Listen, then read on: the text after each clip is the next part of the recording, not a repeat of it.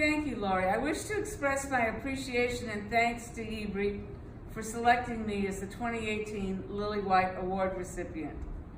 Today, I take this opportunity to talk with you about some of my ideas and offer some observations about retirement in the United States.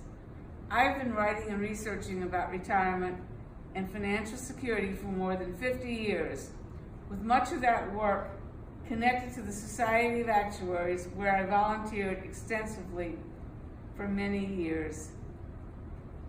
More than 20 years ago, I started two projects, Society of Actuaries, that continue to this day.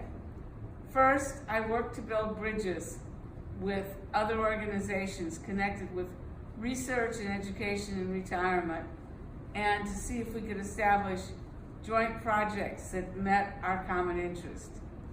EBRI has been one of the organizations that I worked with, helping the Society of Actuaries establish bridges, and we're happy to have had a good and long relationship.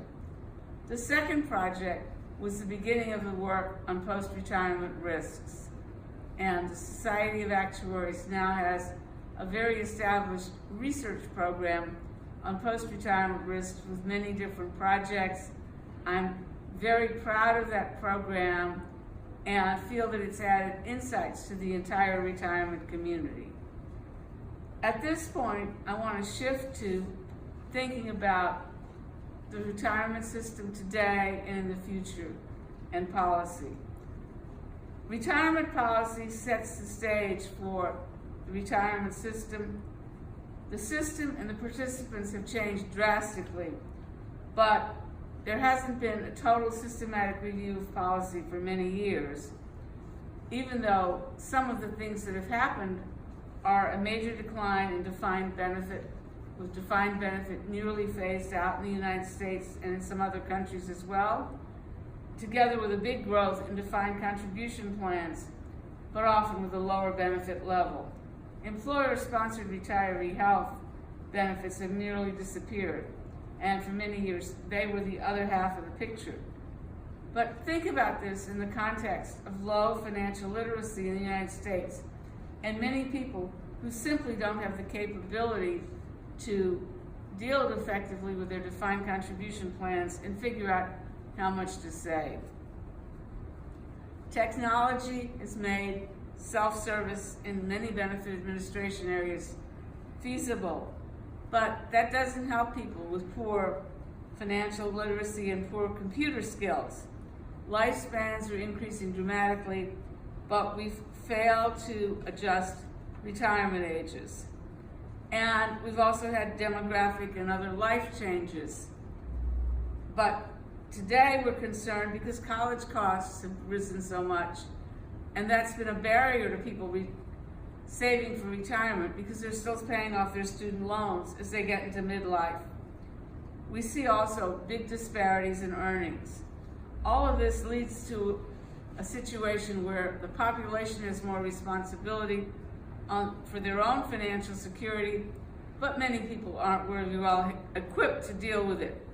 Some are struggling with difficult jobs, rising expenses and flat income, trying to help other family members, debt that seems overwhelming.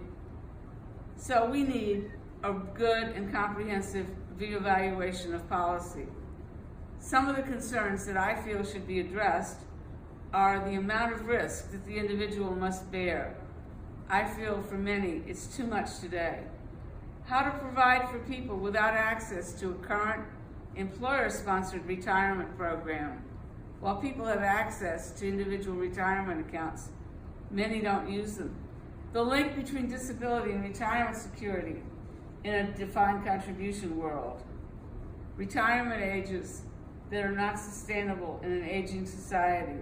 We need to look for new ways of thinking of retirement and integrate work options into retirement. We also need to think about, what about Social Security? Do we have the right structure going forward? Are our minimum benefits adequate? For many, many Americans, Social Security is their retirement income. We also have issues with health insurance and disadvantaged groups. It's time we take a new look at policy, and I want to encourage all of you to do that and to help the retirement system by thinking about what's good, not just for me and my organization, but for Americans as a whole. I want to close my comments by summarizing some of the issues that have been important to me in my over 50 years as an actuary. It seems that I've continued to work on some of the same themes year after year. First is demographic and social change. I got interested in this topic in the early 1970s, thinking about the future of the financial services industry. And I learned to focus on the changing environment. In every project that I've done, I try to think about, well, what's the environment? And are the solutions that work today going to work going into the future? I'd like to encourage all of us to do the same. Second, a focus on the consumer and the individual. Many of the professionals working in benefits and financial services are employed by the financial services companies, the plan sponsors, or their consultants or service providers to these people. But the people who are served by these plans are the participants in the benefit plans and the customers of the company.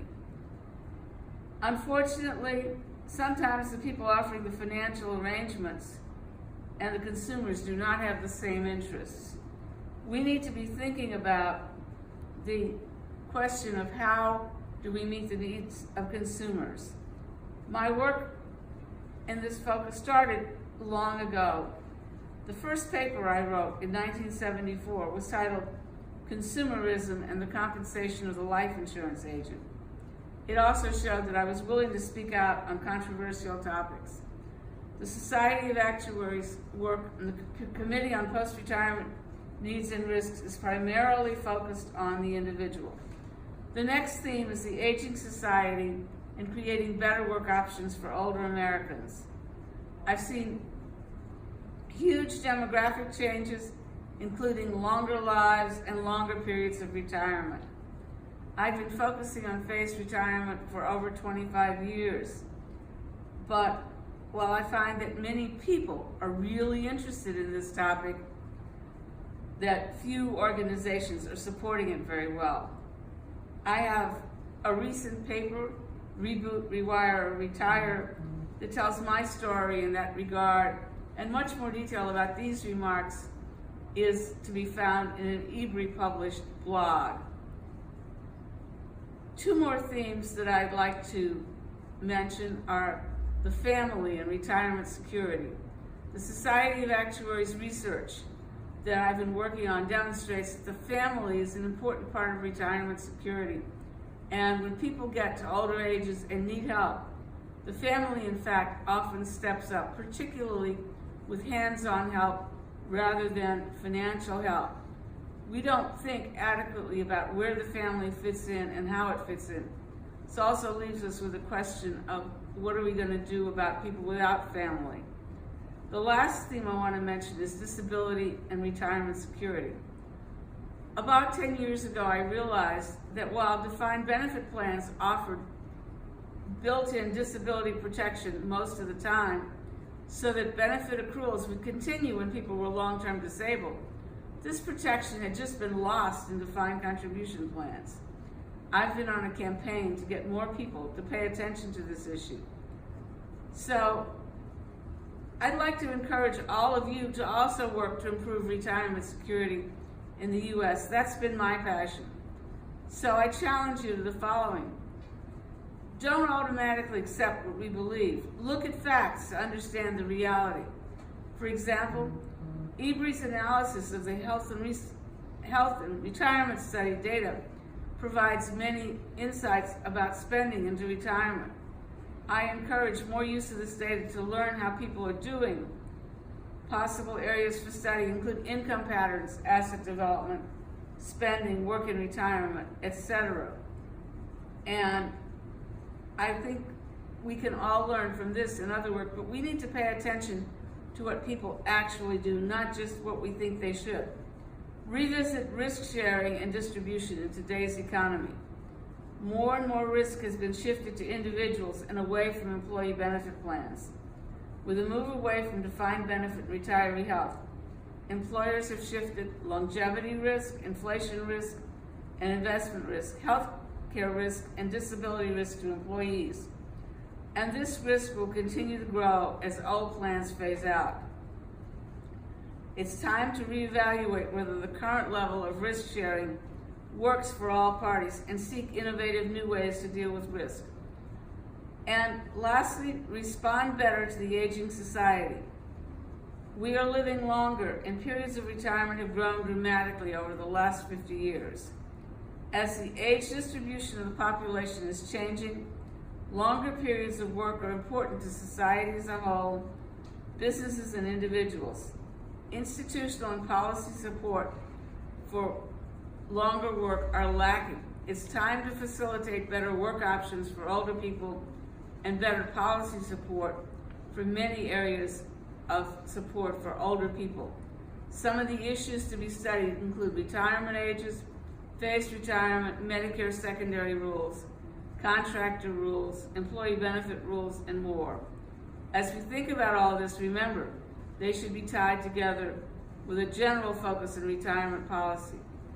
Thank you for allowing me to share these ideas with you, and above all, thank you to EBRI for the Lillywhite Award, and thank you to all of you who have read my work, followed the Society of Actuaries research, and are working to improve the retirement system.